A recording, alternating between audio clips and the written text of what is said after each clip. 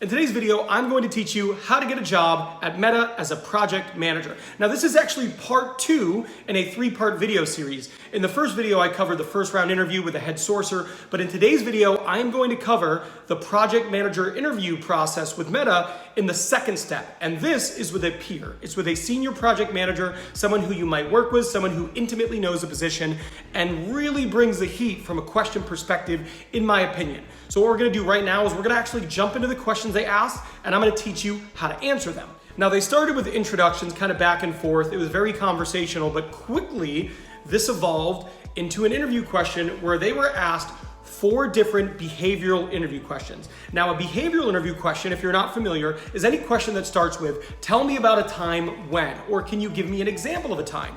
Now, these are very popular interview questions to ask, because what it forces the candidate to do is look at their past experience, times when they've encountered specific situations, and it allows the interviewer to see how they might react based on prior experience. The best predictor of future behavior is past behavior. So if they can see how you've handled similar situations in the past, one you might encounter in their role, it kind of allows them to see, okay, that's how they're gonna handle things if they happen to be hired and move into our role. So let's get into what those specific behavioral interview questions were. Now, the first interview question is, give me an example of a time when you had to give difficult feedback to someone.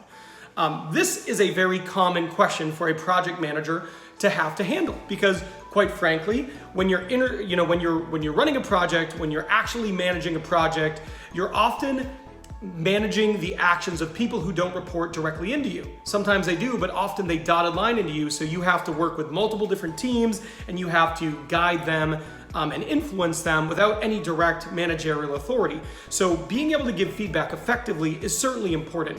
Now, a quick thing, whenever you're answering a behavioral interview question, you want to use the STAR method. That stands for situation, task, action, result. So you want to start, what was the situation you're in? Well, you had to give someone feedback.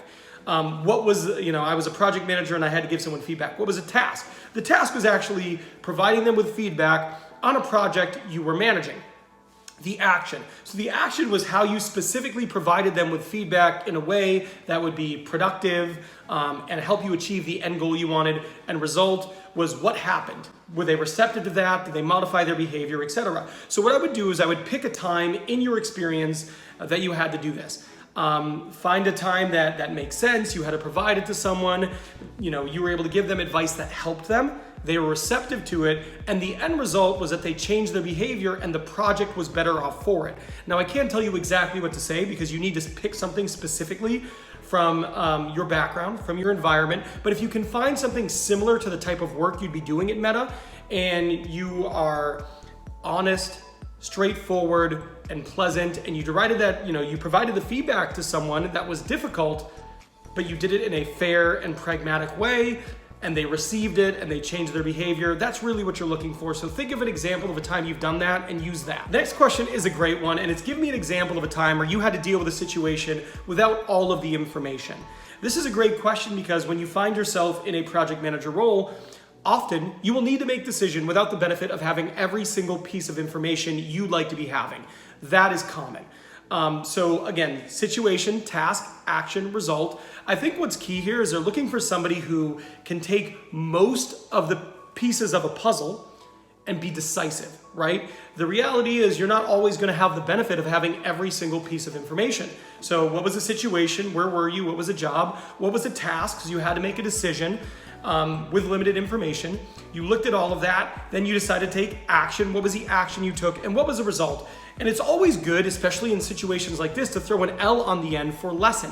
What did you learn? So maybe you learned that, I learned that in the field of project management, you're not going to have all the information, but often enough of the information is enough to make an educated decision that in all likelihood is going to help advance the project to its goal, on time, under budget, etc. So find a time where you had to do that. Make sure you don't talk negatively about anybody that you were working with. Like someone didn't provide me with the information and I needed it. Make it a positive thing where you took a lot of the information, you were decisive, and you ended up with a great outcome. The next question is, give me an example of a high pressure situation. As a project manager, I must feel like you have something like this. You've experienced this. The key here is to make sure that you share with them that yes, it was high pressure, but what was your resolution? How did you handle that? What were the tactics you took to deal with the pressure and still end up with a favorable outcome? Remember to use a STAR method: situation, task, action, result. Maybe throw L on the end for lesson. What did you learn from this high pressure situation? But talk about how you encountered it, you understood it, you did everything you could to gather the information, you came up with a system to deal with the stress. Maybe that was ask somebody who knew about the situation, or you were just communicating, or you made a great plan. And then ultimately, what was the result? If you can do this, you're gonna answer this question quite well. The last question is a classic, and it's give me an example of a time you dealt with conflict and how did you handle it? Again, behavioral interview questions. So situation, task, action, and result. So find a time where there was conflict. At the end of the day, this one, there's gonna be some negativity in here because there was conflict. So I would make it maybe about a disagreement you had with someone who brought it to you. But conflict doesn't mean you can't find resolution in a way that's amicable, right? It means you can still talk through a situation, listen to them, share your side, and find mutual understanding or agreement where you're both on the same page and find a way to go through. So again, it's really important to demonstrate your project management prowess here. How you listened, maybe you heard two other people disagreeing, you listened to both sides, and you found a way for them to work together to reach your common goal.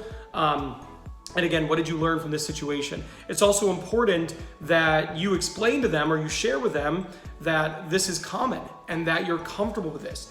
They don't ask you this question because they're hoping for you to say, I hate conflict and I hate dealing with it. In your role that you're interviewing for, you're going to encounter it.